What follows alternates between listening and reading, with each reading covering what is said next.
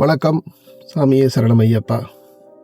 கொஞ்ச காலமாக நெருங்கிய நண்பர்கள், சொந்தக்காரர்கள் பலர் என்னட்ட கேட்குற கேள்வி, தம்பி நீங்கள் இப்படி இருக்கிறீங்கள், ஆனால் எப்படி நீங்கள் ஆன்மீக பாதையில் ஈடுபட்டு ஆன்மீகத்து வழியில் நடக்கணும்னு ஆசைப்படுறீங்க, அல்லாட்டி நீங்கள் முந்தியெல்லாம் அப்படி செய்த நீங்கள் இப்படி கருத்து வச்சிருக்கிறீங்கள், என்னென்று நீங்கள் இப்படி இருக்கலாம் என்று கேட்பினோம்.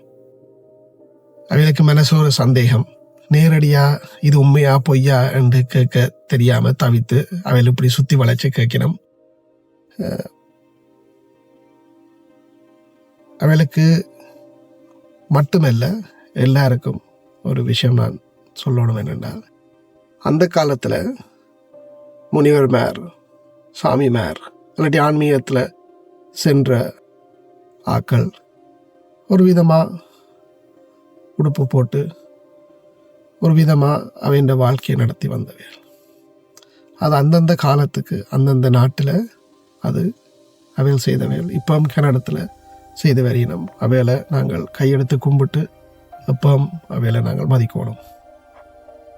ஆனால் நாங்கள் இந்த ஒவ்வொரு நாட்டில் இருக்கிற நாங்கள் 2025 காலங்கள் மாறிவிட்டது. அதே மாதிரி நாங்கள் தமிழ் படத்தில் பார்த்த மாதிரி எல்லாரும் இருக்கலாது. அது மட்டும் இல்லை, இந்த பாதையில் யாரும் செல்லலாம். இந்த வாழ்க்கையில் பிறந்து ஒரு தப்பே செய்யாத ஒரு ஆளுக்கு இந்த பாதை தேவையில்லை. என்ன மாதிரி ஆக்களுக்குத்தான் இந்த பாதை தேவை.